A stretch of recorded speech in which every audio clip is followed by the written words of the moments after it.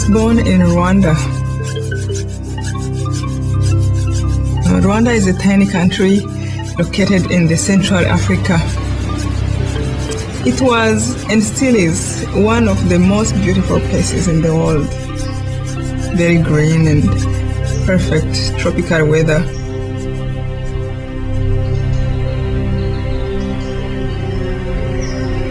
My village was in Kibuye. Our house was on a hill that overlooked Lake Kivu.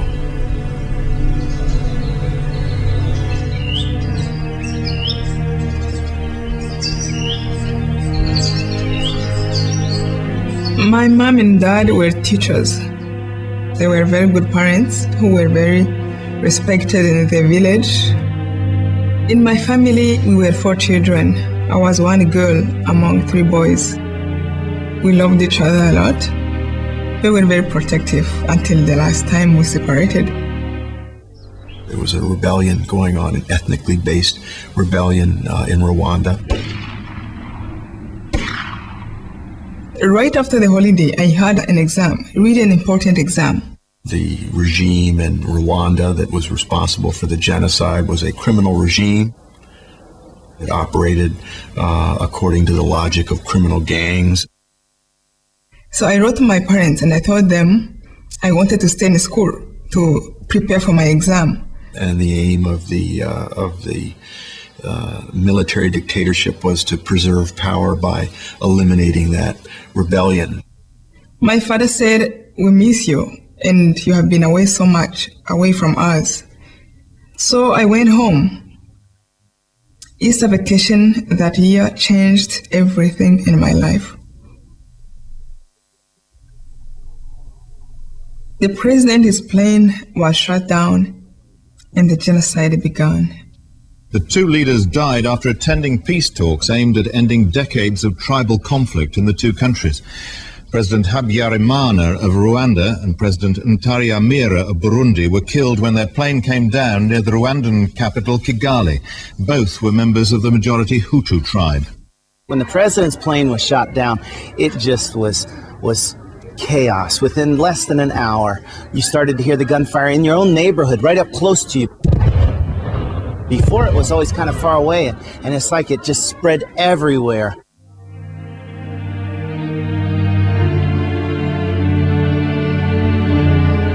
And it was a very well-organized program of genocide. It had been established before the plane went down, and it was just waiting for this event or an event like it to click into motion. These people had lists. They had lists of people that had to be killed.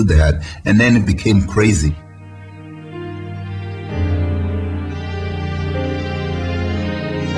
And I remember my father telling me, "We are worried that you might get raped, and we are worried that we can't help you." They were going home to home, neighborhood to neighborhood, breaking down doors, hacking people to death. Some of the names of Tutsis were being broadcast on the radio.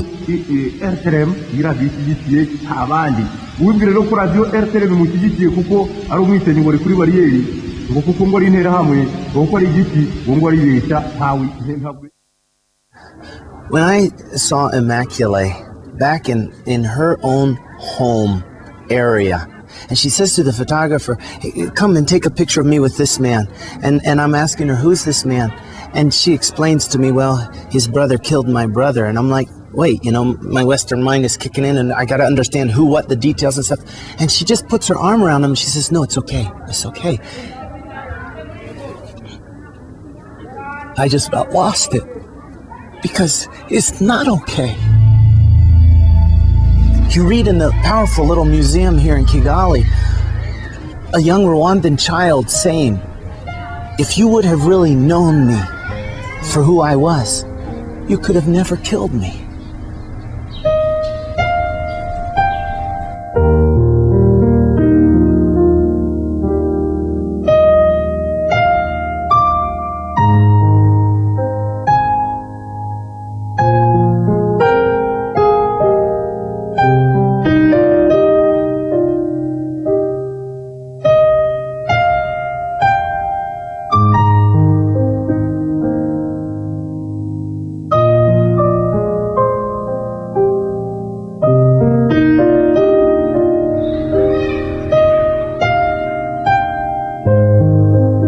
I think about heroes here in Rwanda, I think about people like Immacule who are willing now to share what life is like, going back, touching on it, exploring it.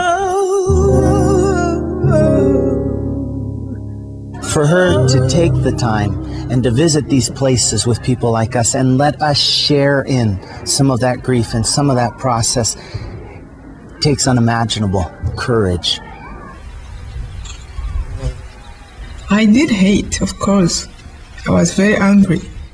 During the bathroom time, I couldn't understand how another human being can cause you so much pain. Why?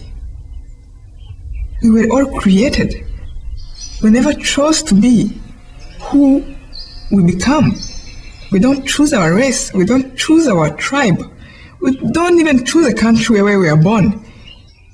And I thought that I can pay them back for what they were doing to me. And thank God, I was able to see that that was useless. That was only going to prolong the pain and hatred in this world.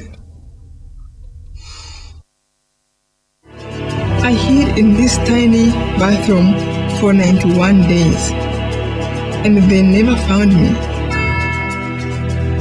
But I found myself.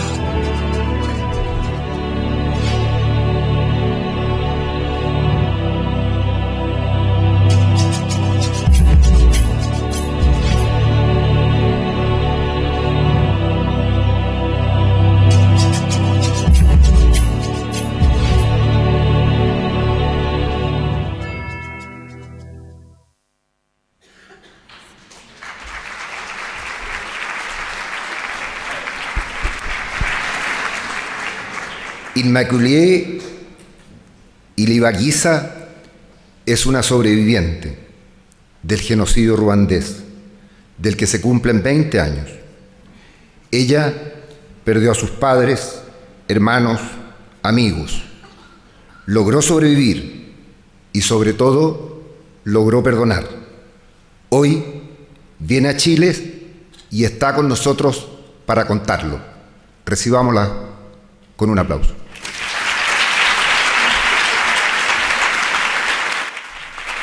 Thank you, thank you. Thank you, thank you. Thank you, thank you. Thank you so much. Thank you so much. It is such a great joy to be here in Chile. I love your country. I feel like I came this morning, but I feel like I've been here for a week. I made friends already. So it is just a beautiful country, and the warmth you have, and it has been such a great joy. And I'm so thankful to God Almighty who have allowed me to live this life, and to have this time I really can call a bonus of life. When I lived through 1994, I was this close to die, to be discovered. Why I'm left, that's what I try to explain in my book, Left to Tell. And I don't know how that will be, but I'm grateful that at least I know now my life is being used to touch you. The life of my parents, whom I thought they dead, is gone, but actually their lives are inspiring millions around the world. So I'm so grateful that this chance is possible. I have a brother who survived. He wasn't happy, as you can imagine, especially for a man. He was very angry and couldn't know how to deal with this whole situation. One time, a few years ago, he came to listen to one place I spoke in the US. There was maybe 5,000 people. And at the end of the speech, they went and hugged him, and they told him, your parents have made us better people, just to read about their lives. And my brother, who used to have nightmares at night, came to me after, and he said, it looks like they are not dead. It looks like they are working even more than they did before. These people who hugged me and just reminded me, our parents are still here. So that he took it home. His wife called me later. She told me he used to have nightmares, jumping out of the bed so many times in a week. And she told me, it's gone. He's at peace completely. So, like I said, I'm so grateful for your love, for the world that reads my book, that allow me to share my story. There's a lot of healing, not only in many people who send me their letters, but also in my heart and in my family, in many lives of survivors who finally find a meaning to this life, to their pain. Our pain was not in vain. It is definitely continue to help people to realize what can happen when hatred take over. What can happen when selfishness take over hearts. It is the result of what happened in Rwanda, the genocide. So I've been sharing my story, but more importantly, it's not the horror, the bad that I want to share. It is really the lessons I learned, the lessons that makes me happier today than I was actually maybe before when I thought I had everything. And one of them being the power of love. When you see genocide, wars happening, Holocaust happening in the world, if you really want to find one big reason at the bottom of that, at the top of it and side of it, is the lack of love. If Hitler have loved, he would not have caused a genocide. If in Rwanda we have loved one another, saw each other as brothers and sisters, a genocide would not have happened. And when today we are trying to find solutions, what can we do to avoid that? Let's start with me, with you, each one of us, and try to be the loving people. Not only sometimes in the big places, just home, in our hearts, how we treat people around us is really the answer. It is right here, to the man in the mirror. Change here, what is here? It is the solution. So that was a big lesson. You know, we speak about love. Yeah, love, we love our dogs, we love this, and love becomes so simple.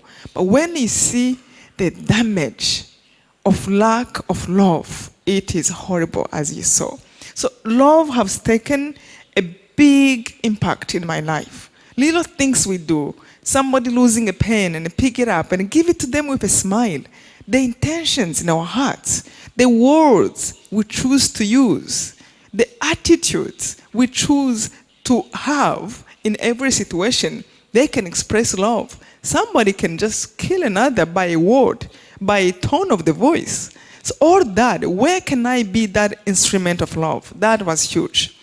Another big lesson was forgiveness.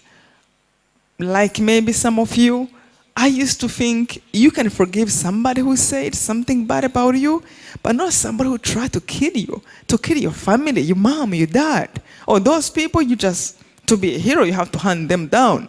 That's what I thought. I would defend you if anybody touches you. That's what I thought. Until I went through the genocide and I just realized forgiveness is possible in every situation. And forgiveness, unlike what I thought before, you think if I forgive, then I condone the wrong, then I make them right, and I'm weak, and then I'm what? I support the bad? No. When forgiveness happens to your heart, it feels like peace. It feels like freedom. It feels like now you can see the situation as it is without getting involved and become what you hate because you want to be a part of it in revenging and all that. So it was such a big lesson. You feel like, now I can breathe because I'm able to let it go. Another big lesson, maybe a gift, it was just to realize God is real as we are real to each other. And we are never alone. As long as you know there is somebody you can speak to inside your heart without opening your mouth, and he can still hear you. And you know he can do anything. And he loves you anyway, no matter what. He can forgive you anytime, no matter what you have done. And he has everything. So that was really huge for me. And as you saw in the documentary, the genocide started in 1994. I was a student, like many here maybe, like many I spoke to this morning, great kids. And I was home for Easter holiday, just feeling powerful. You know, when you're a student, everything is great. especially in college. You are the smartest. That's how you think. So I was home and I can't wait to go back to school. I was in a boarding school and I never forgot the date or changed. It was Wednesday on the 7th of April. My brother came to my room. He's dressed in a jacket and a stick in his hand and a belt, like somebody going on a trip. It was 6 in the morning. And then he told me, he said, "You're still sleeping. You don't know what happened." I said, "What?" He said, "The president of the country died last night." From the moment he said that, I can feel in my heart, we are done. They're going to kill us. And I told him, he said, "Why?" I'm like, "Don't you see? Well, we were prepared in some ways." You saw a radio in the documentary. That radio was founded by the leaders of the country to spread hatred. Because they knew people love each other. There's nowhere in the world people hate each other because they're different in some ways and wake up in the morning and want to kill each other. There is always some propaganda of the politicians, sadly, some propaganda of people, powerful people, for their own interest. And then they make people fight for some reasons, and people buy into that. So that radio was literally telling people, the journalists, I remember the journalists, they used to make themselves like they were drunk. So they would say things like, "Give me scotch, give me whiskey." And then they would say, "Oh, they're not human beings. Look at them. They have horns, they have tails." And they will laugh. And where we are, as Tutsis, we are shrinking. You want to hide. And they're insulting you, but you can't tell anybody, you can't report anywhere because the government is behind it. So we were prepared in some ways. Another big, nicer way that prepared us, for those who know about Our Lady Fatima, of Lourdes, of Guadalupe. I saw you have Immaculate Conception here too. I went to see Our Lady already. I love her. You are so blessed to have her. You should go to visit her. So that is the highlight of my trip. I mean, meeting you is a highlight, but meeting Our Lady was even big too. But so Our Lady have appeared 12 years. Our Lady, Mother of Jesus, have appeared 12 years before the genocide to a high school student, 3 girls so far who have been approved by the Vatican. And this apparition, where Mother of God will come and speak to these girls, only them can see her, as we were there just watching.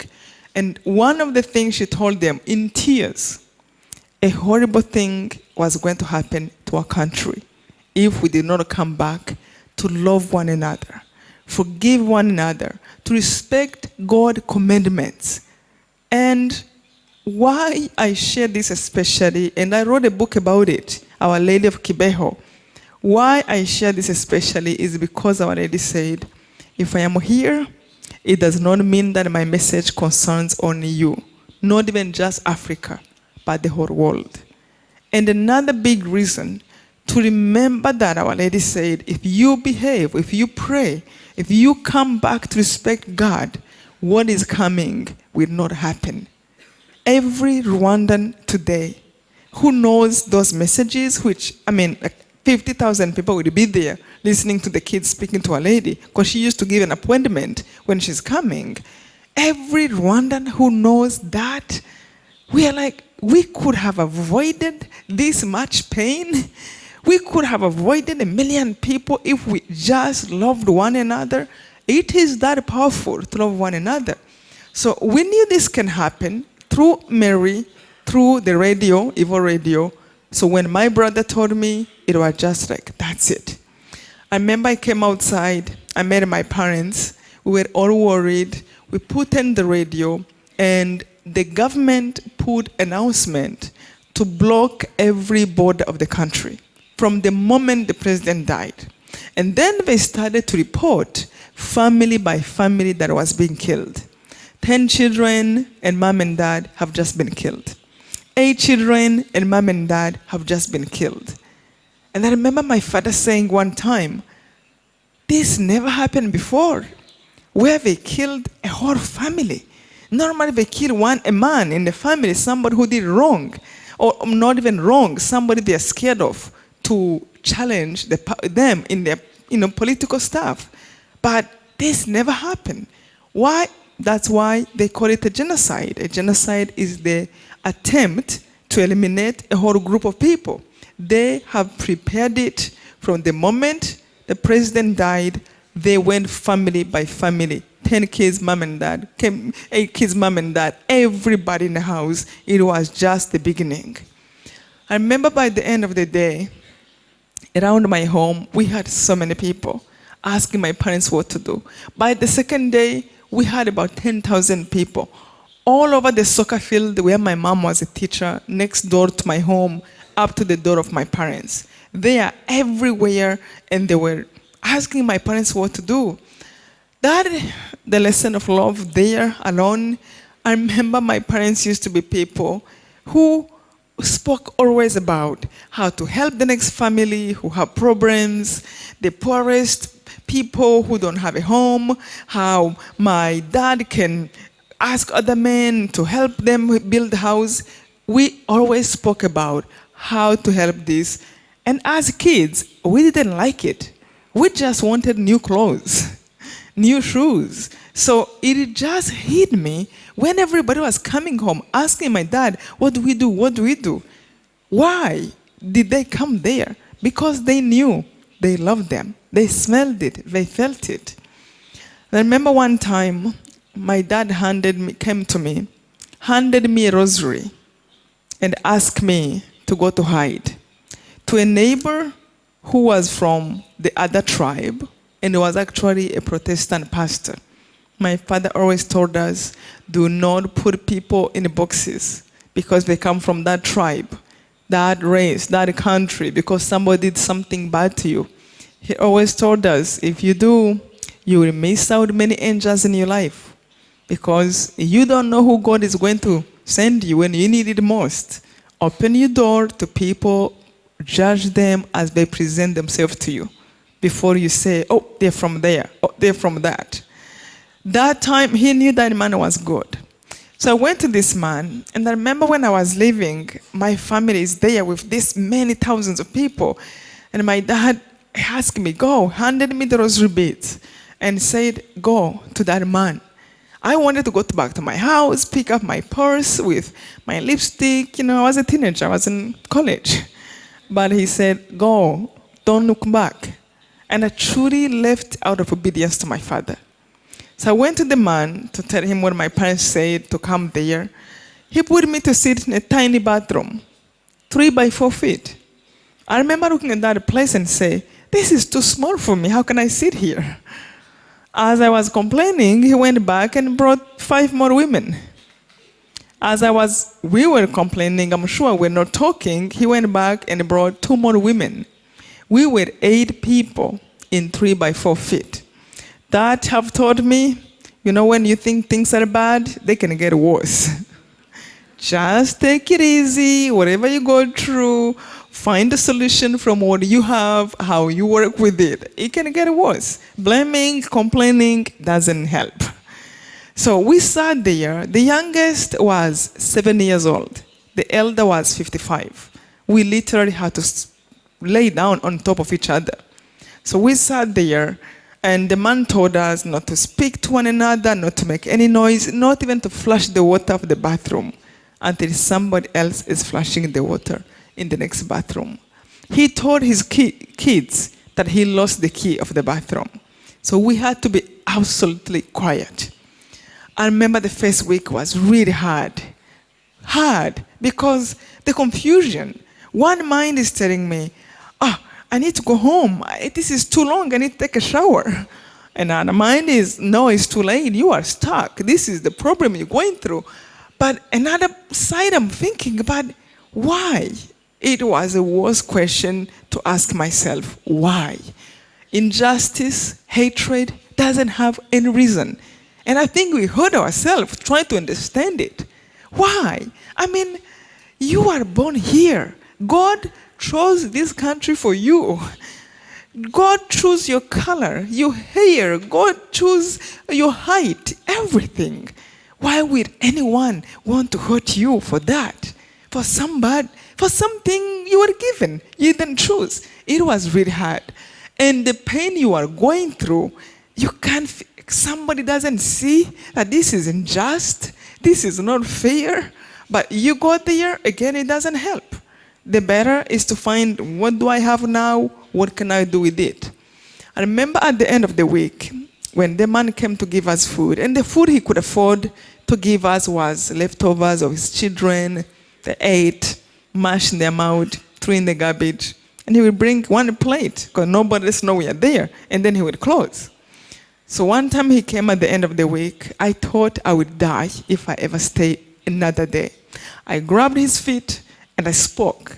I said, how long is it going to be? It's a whole week. Can you put a radio outside so we can hear what's going on? He searched me quickly, and he did it. He put 3 radios, different channels. And I could not believe what was going on in the country. The leaders of the country, people who used to tell us to be good citizens, love one another, take care of one another, they were out calling people to go and kill everyone of my tribe. One of the men who is a government minister said, do not forget children. A child of a snake is a snake. A child of a cockroach is a cockroach. Kill everybody. And you're thinking, this is a man who have a PhD, a government minister, a good man who have a family. What went wrong with him?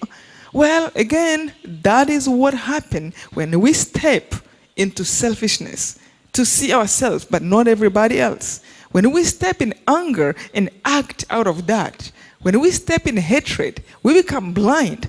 Killing children? And you think you are killing enemies? So they reported thousands of people they have killed in public places, in public places like stadiums, churches. They said how they have killed everybody. Then they gave order to start searching home by home. You think it was painful to be in one place for 1 week, to guess what can be happening with your family, but to know that somebody is going to come to hunt for you? It was the worst pain I have known. I never forgot the day they came for the first time. I was stretching, and I looked through this tiny window of the bathroom, and I saw something I thought it was 1,000 people, but there were 300 to 400. These men came in and rushing through the window. They were dressed in banana leaves. They had all kind of long spears, machetes, guns, grenades on their body. Just really scary. People I know, people I can call friends, I went to school with. That was another huge disappointment. What happened to them? They were human beings. So they came inside, quiet, and they started to scream, searching in every place you can think of.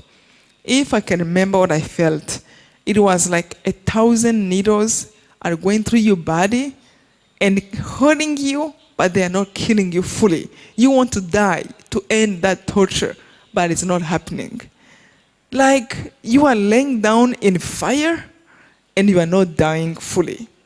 Then I remember starting to feel like I had 2 voices. One voice on my shoulder, nothing too strange. Voices we feel when we are facing a challenge. Do this, no, don't do that. Give up, no, don't give up. But one voice these voices were very clear because it was fighting over my soul. One voice was telling me, open the door. And the torture is too bad. It's too painful. And I'm thinking, this is like me being smart, reasoning. I know. This was a 4-bedroom house. It wasn't like you can hide under some corner they might not find. I really wanted to just end it because they will find me anyway. But there was a nicer voice, something that was telling me, I don't know, maybe the voice of a lady or maybe guardian angel. Something was there reminding me, don't open the door. Ask God to help you. Remember who God is. God is almighty. You know what that means? It means he can do anything. You know what anything means? It means this is one of those things, anything. They might see you, they might not be able to touch you. They might touch you, they might not be able to see you. With God, anything is possible. Just have faith, ask Him to help you. All of a sudden, I lost my faith. How do you believe in God? What about those who are dying? Innocent people, good people, kids, children. Why would I ask Him? But something was urging me. It's between them and God. Maybe He wants them in the paradise. Ask for what you want in your heart, what you desire. Ask Him what you want. But I'm like, but where is God? How do you talk to Him? Where is He? Can He see? Do I need to say a word? I literally forgot how I believed in God before. Can He see that? He's powerful. Can He stop it? I was so confused. As I was being confused, I felt like the voice now was telling me, if you can't believe in God now, at least ask Him for a sign that He's there. You might never understand God's ways, but it doesn't mean that He's not there. He's much bigger than me. But if only I know He's there, at least I can hold on to the little I know. I don't have to figure out why people are dying, what is out there. I remember asking God for a sign, a specific one, because I didn't want to miss out the sign that God is really listening to me. And I remember asking Him, if you are there, if it is somebody who created this world I'm standing on, not as a Catholic, not as a Christian, just from a father to a child. If it is somebody who made my skin, my body, if it is somebody who controls my breath, I am begging you, show me a sign that you can hear me. And the sign I'm asking, do not let the killers find the door of the bathroom. Don't let them open that door. If they don't, the little I know about you or about what's going on, I will know for sure that you are there, even if I might not understand how you work, what things you do. After that, I fainted. I didn't hear nothing until about 5 hours later, the man who was hiding us came and opened the door. We jumped. We thought it was the killers, and he told us what happened. They came inside the house. They made a circle around the house so no one jumps out of the windows. They went in the ceiling of the house with flashlights to make sure no one is hiding there. They went on the roof of the house to make sure no one is there. They went in every room, under the beds, in the closet. They even opened suitcases to make sure there was no babies hiding. At last, they came right to the door of the bathroom. One man with machete hold on to the door, and before he opened it, he said, you know what? We trust you. You are a good man. You cannot hide the enemies of the country, the bad people. You are one of us. And he turned around and left. When the man told us, he said, I was shaking, I was sweating. They could have looked in my face. They would have known that was the place. And then I remember he said, I don't know why you are praying, how you are praying, but whatever you are doing, keep doing it. In that moment, for me, the shocking part, it was not like, oh, we are saved. It was more like, oh my God, God is real. He's really real. He heard me in the bathroom, not even in the church. Then I didn't talk. I only asked from inside my heart. He can hear that.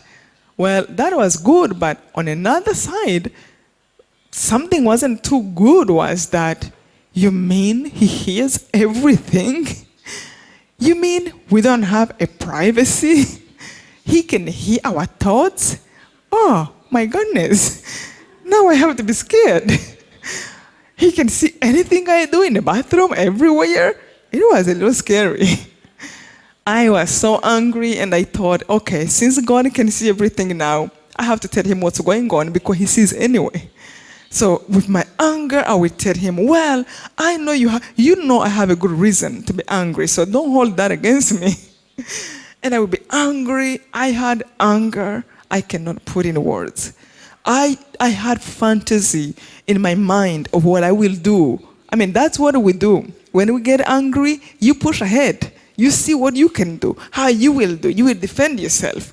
What I had in mind, I'll be thinking, I'm like, okay, I will be a soldier if I come out, if I do, and I will build my body and have muscles and just be a soldier, not to protect the country, to revenge my family. I will throw bombs in the country and kill everybody. No, not just an area, everybody. But my friends might die, but it's okay, we can all die. So at least no one part will die. The worst thing about the anger, you go through all this, what they did, the fear, what they can do to you, what you will do, and you finish the cycle. I'm breathing hard, my body, I'm sweating out of anger. Just my thoughts are producing all this sweating. And then I finish the thoughts and I start from the beginning. And then I will do this, and then I will do this.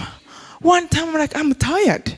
I wish I can stop. I thought about it already, but it is like an obsession of anger and revenge, what I will do, to a point where my stomach was aching, my head was aching, I couldn't remember how to smile. And I wanted peace. But how? I thought the anger, the avenging of your family, that's what somebody who loves his family will do. That's what I thought made sense.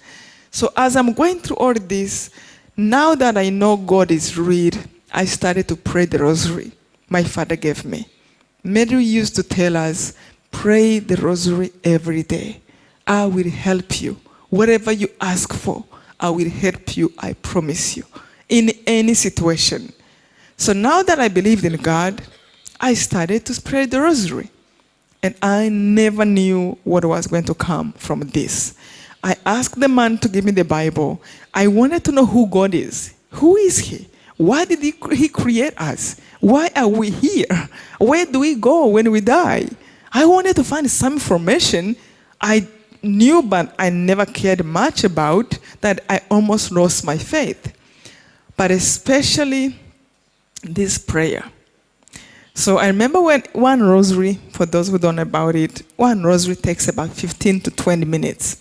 Every bead just kind of guide you in which prayer to say, But the rosary is really the summary of the New Testament. It's the Bible. So it's such a beautiful prayer.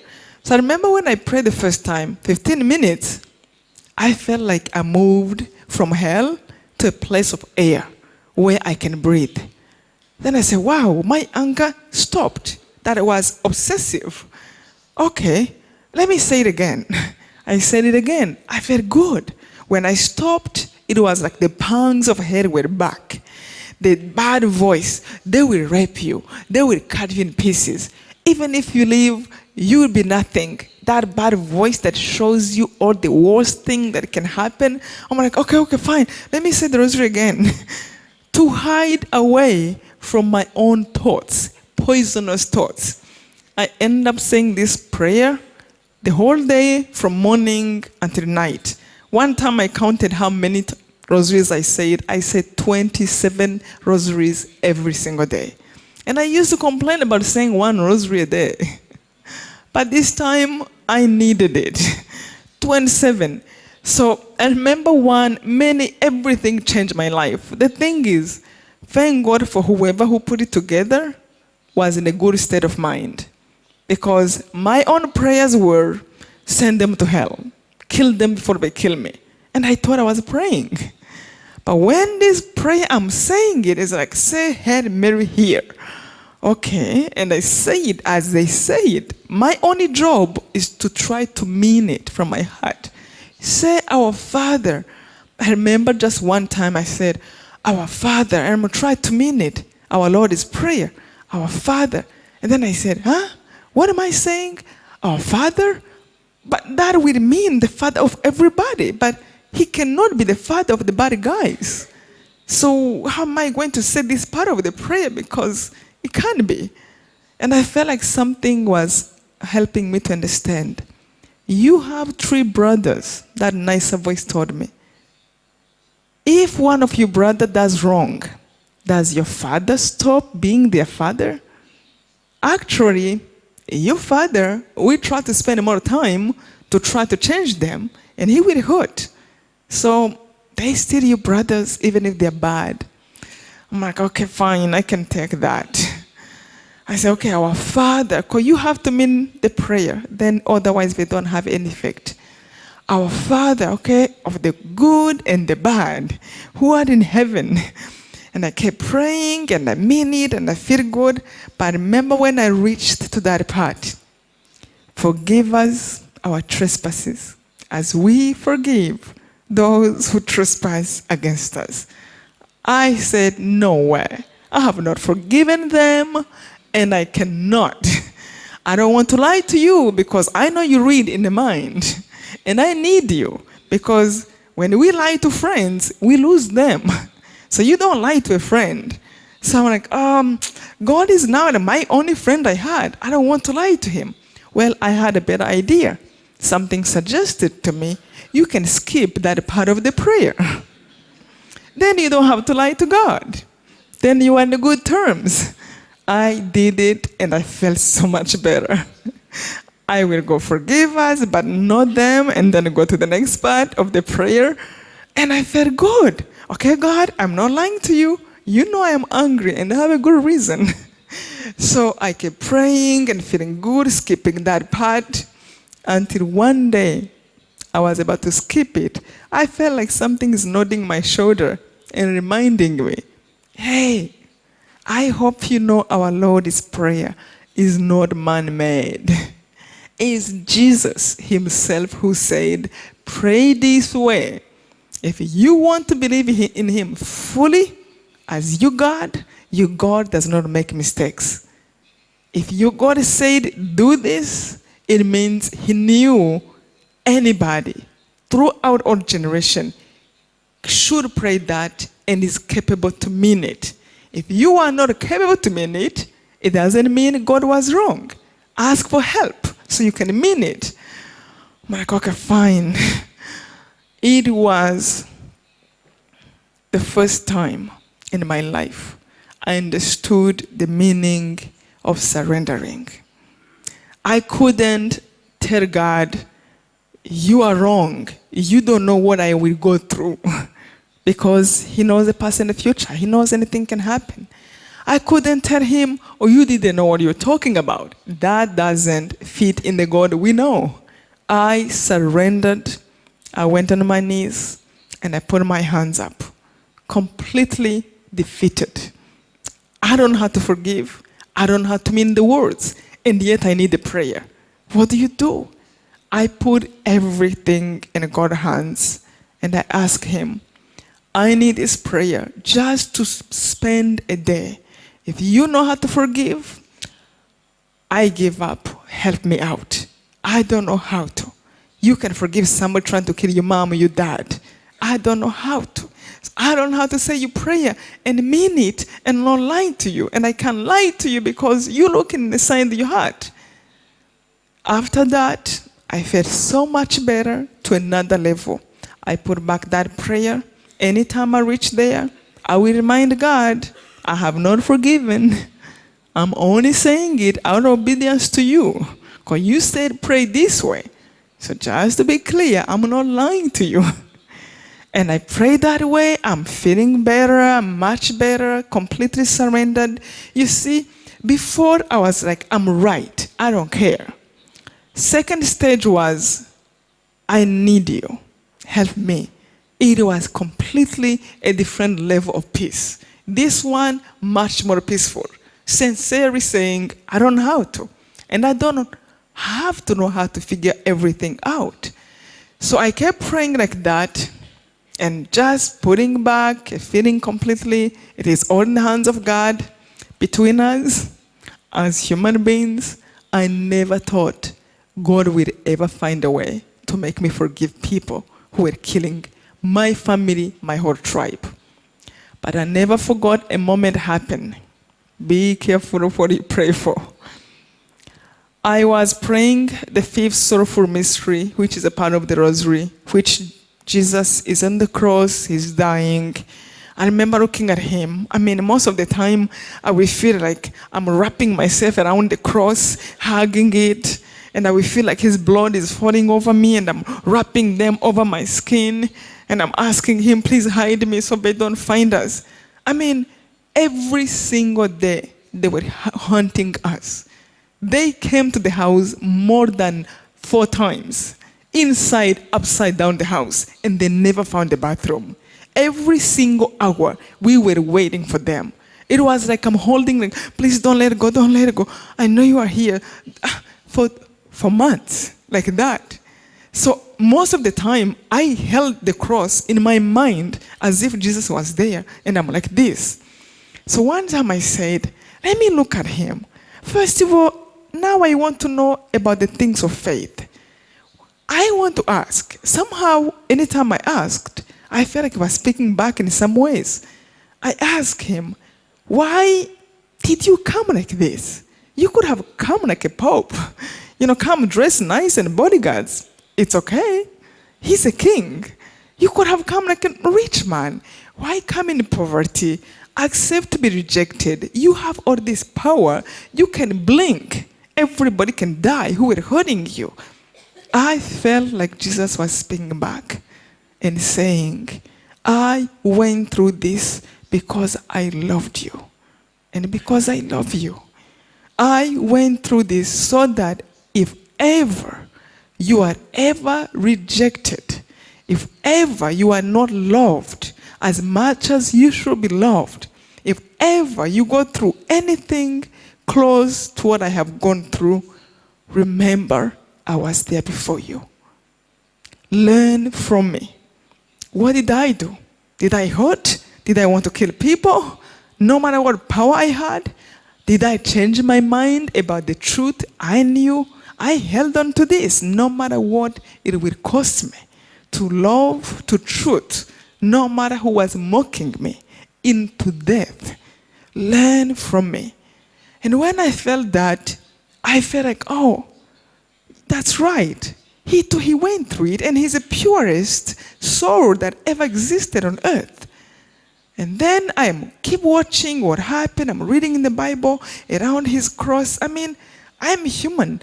Maybe my sins can follow me, the sins of my ancestors, who knows? But he have done nothing. And then I remember when he's dying, and he said, forgive them, Father. They don't know what they do. It was not the first part that touched me. Forgive them, Father. I wanted to forgive, but how? I didn't know how to force things in my heart because I don't want to lie to God. But the second part, they don't get it. People who are trying to kill you, they can't even measure the consequences will come on them, to their families, to their country, to you.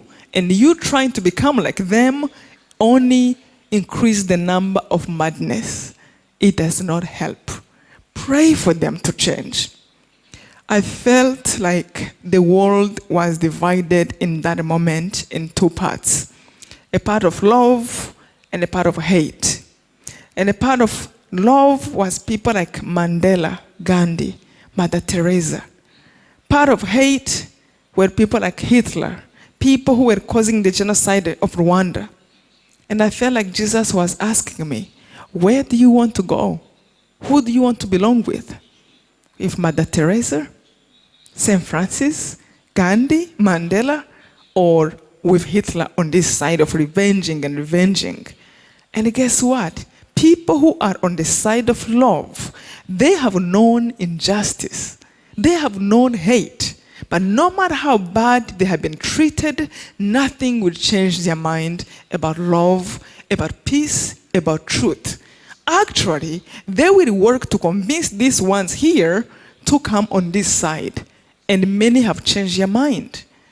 And that, when I saw it, that when I said, okay, I can see how I can forgive now. They don't get it. It's madness. But they have the capacity to change. They can change. They can come to this side. I felt like a huge luggage was lifted from my shoulders. and I was able to let go the anger. We ended up staying in that bathroom for 3 months, from April until July. The first time night we came out, I was hoping that maybe I would find my parents hiding somewhere as I was. But I found out everybody was killed. My mom, my dad, my 2 brothers, my grandma, my grandpa, my neighbors, my schoolmates, my best friends, everybody was killed. 1 million people was killed in a period of 3 months. In a small country, you can cross in 5 hours driving. Everywhere was dead bodies, and dogs were eating people. It was those things you only read in bad stories or things you just have heard in horror movies. It cannot be happening. Many times I felt maybe I'm having a nightmare. I'm going to wake up and I will find everybody there. But slowly I realized it was true. It had happened. And many times I would want to cry and crash and just die. And I would feel like a giant hand in my heart. Something is reminding me, don't cry, don't crash. I am with you. Get up, talk to me. Your parents' journey is over. They're in another place, much better than this. Now you have faith, you know what that is like. But your journey is not over. And you don't know how long it will be. It might be a year, it might be a day, it might be 10 years or 50 years. But in the meantime, not knowing what to do, the only job you have is to love and be a loving person. Be helpful around yourself. When I felt that, I would wake up and start to work. And the truth is, no one of us really have a guarantee of one day. No one of us. If we knew we would change our heart and truly be good, loving people, what if we only had one more day? What do we want to do? Kick somebody? Make somebody look bad? You will uplift people. Apologize for your sins. Tell those you love that you love them. Truly love them. And I started to have God as my father. I would ask him, I need food to eat. I need this and that. I will write him letters. And soon after, I found a home to live in. A lady came to the refugee camp where we were sleeping on the ground, took me to her home with my friends I just met there, 10 people. A month later, I found a job with United Nations. Her home where she took me was 5 minutes away from the United Nations office. 4 years later, I moved to United States, where I was working with United Nations again. I don't work with them anymore since I do this, and I write books, and my mother, and I do a lot of speaking. But when I was working with them, I remember at the end of the day, if I was focusing on my reports and what I'm doing and all day is done, I would feel like I have not done a good job. Something was calling me, care for people first. If somebody's crying in the office, go find out what's going on. Give them support, encouragement. That is much bigger job than just writing a report and go home feeling that you done a good job. And guess what? These are the people whom I will go to encourage, share my story, who in the end told me, write a book. Write a book so we can share it with our family members. I used to laugh at them. I don't speak good English. How can I write a book? Besides, I'm not a writer. People are born writers. Well, one day, I decided to listen to them. I went on my computer. I could not stop my hands. It was like an obsession. The first draft took me 3 weeks. Second draft took me 3 months. That bad voice was back. Who you think you are? Stop writing. You will never publish. There are many people who can't publish, who know better this and that. And I'm like, yeah, that's right. The thing is, that bad voice sounds like you being reasonable. And then when I'm praying, the nicer voice will come and say, go and finish your part and complain later that you don't have a publisher. Just do your part. I'm like, yeah, that's much better. So I started fasting and praying just to finish my part. 3 days after I finished writing, and this is really just to remind you, the God we pray to, He's Almighty, and He's here. Hold on to Him, hold on to hope. And before I left Rwanda, I have gone to the prison where somebody who have killed my family, I had to forgive him. So now I felt free that I was offering forgiveness, and I tried to love everyone in my thoughts, in my words, in my action. So 3 days later, I'm praying, I went to a workshop, and there's a man outside of the room standing in a corner, and there's like a long line going to him. And I remember I looked at the people, everybody's smiling and happy coming from meeting him. And I said, what is he telling people? Well, something said, join the line. I joined the line just to see what this man is telling people. When I reached about 10 people, I realized this man is signing his book to people. So I don't know what he writes about, who he is. I wanted to run, but something said, well, you waited too long. Just buy a book, look like everyone, let him sign, which I did.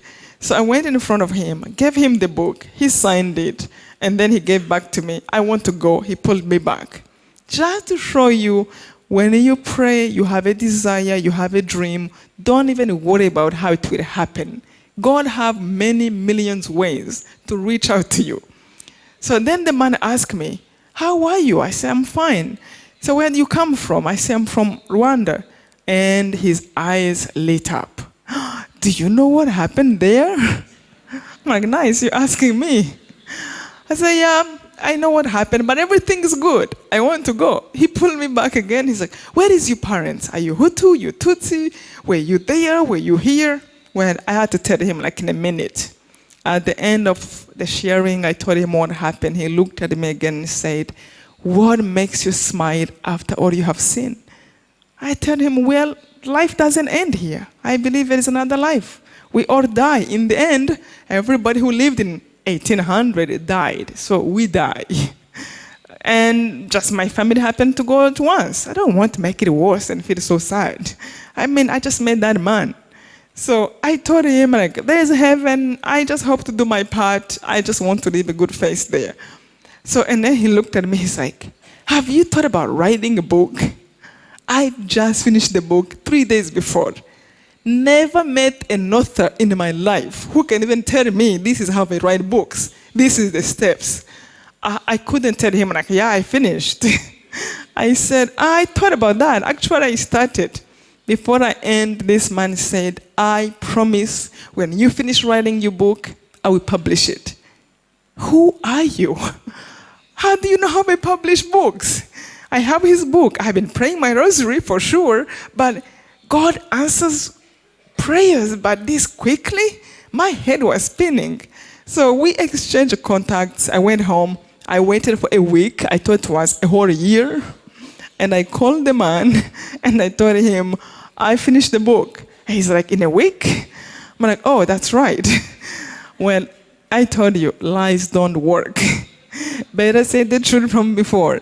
So I told him, look, I made you 3 days after I finished. I thought you would think I have some magic if I just come and I go, nice. The publisher is right there 3 days later. So I explained to him, he was a nice man. Long story short, this man introduced me to his publisher. In the next 8 months that followed, his editor, and the book came out. 2 weeks later, it was on #1 New York Times bestseller. It was such a huge blessing. I didn't know what being New York Times bestseller is. I was asking people, what is that? Well, that means your book is #1 in the country. How? Why? Who knows me? Well, it was a blessing of God, and you don't know how it works. But what really it did to me, allowed me to make a foundation where proceed of my book goes there. It allowed me to write more books, to share my faith, which is more treasure than any genocide you can ever go through, knowing now that having God is the best gift you can ever have. Because whenever you want, you know where to go. You know you have a mother in Our Lady. You know you have God you can ask for anything. When you need a friend, you can go to ask him. When you want to lose weight, you can ask him to help you. He really does. But more than anything, I have a few things I love so much. I made a CD of the Rosary because a friend of mine who is a Protestant, she called me one time, she was in trouble, and she told me, do you think if I pray the Rosary, it can work for me too? You think God will answer me? Our Lady, Mary told us in Quebejo, in many places, Fatima, many places, she said, you pray the Rosary from your heart, I will deliver you from whatever problem you are in. So anyway, she said, you think it will work? I'm like, of course, even more for you as you are starting. So anyway, I told her the Rosary on the phone. She said the whole Rosary all night. The next day, she was supposed to go to court with her brother, who was supposed to be deported from the country. And she called me after they saw the judge. She said, Immacule, you won't believe what happened. I said, what? She said, it was like the judge all of a sudden became my best friend and gave the papers to my brother. And she told me, I promise you, I might not be Catholic, but I will say the Rosary all my life. And I truly believe this is a prayer for anybody. Anybody. You don't have to be Catholic. So she's the one who told me, put it on a CD and use the meditation you told me so I can be able to tell my friends not to be scared of this beautiful prayer. So anyway, is anyone here who is not Catholic? Who is not Catholic? Who would like to learn the Rosary? Okay, right in the front. Thank you. This is your gift. Can I throw it to you? It's okay? Oh, you can come here. Good. God bless you. Thank you, thank you.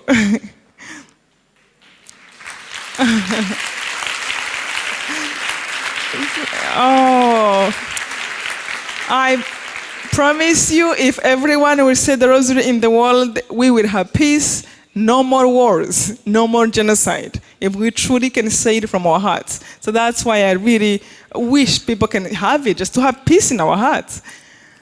Another thing Our Lady taught us in Quebejo, she taught us a prayer called Seven Sorrows Rosary. And this prayer, she told us, we need it more than ever today. It does not replace the other rosary, but is a rosary she wants us to say at least Tuesdays and Fridays, if not every day, if you can't make it every day. Anyway, I have seen miracles of people who have prayed this Seven Sorrows Rosary, and three categories of miracles happen. A group of people who send me so many emails are people who have tried to get pregnant for years and have not been able to. Literally, doctors have told them impossible. And then they start to pray this and ask Our Lady to help them through her sorrows, and they have babies. One lady told me she thought she had a tumor, and she was praying, and she found out she was pregnant.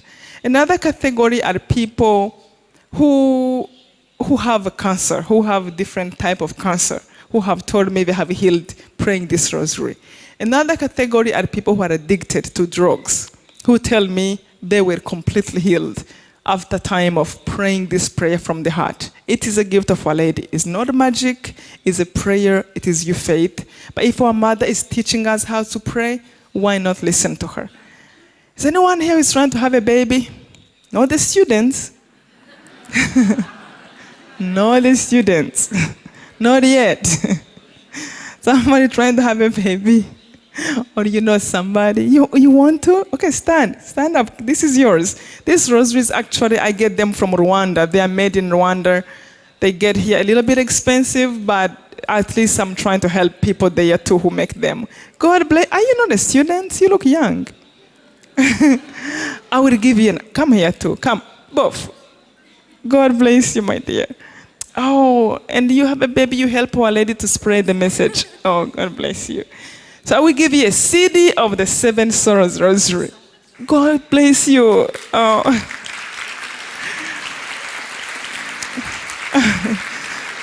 Another thing, I do this one, I won't give it away. Actually, it can be a necklace, but it's not. It's a rosary. I buy them from somebody who makes them with the sterling silver. They're a little bit more expensive, and semi-precious stones. I wear them. They're beautiful. But 100% of the part I earn from this, it goes to help people who are having troubles. to my foundation, or just somebody who need help. Not only in Rwanda, but even the US, here, there are people who need help. So it has been a blessing for those who buy them because I earn a part of it and I give it away. So this one, definitely beautiful. It is such a joy to be here. I cannot tell you how happy I am to be in Chile and to know that you have the protection of our Mother Mary. You are so blessed. You have no idea. I'm sure you have an idea that you have her, but when you go to her, just ask her, write her a little letter. Just be there. Try her and tell her, Mother, I need this help. You will see how she will deliver. You are so blessed. I feel like I grew up with her in Rwanda. But I'm so happy to be here to meet you. You're such warm people. Since morning, since I came, again, it feels like I've been here for a week, but it feels so good to see so many great people, warm and happy, family-oriented, so much love here. It is a great joy to be here. And I want to remind you, I know we all go through something. We are truly one at heart. We all go through our own pain. And I want to remind you, if one thing you take away from my story, no matter what happened to you, no matter what happened to you, please hold on to God. There is always hope with Him. If you are still breathing, there is a reason for that. And hold on to that, no matter how bad things can be. And please let go, forgive, and ask Him for help. And if I can forgive, anybody can forgive. Thank you so much for having me.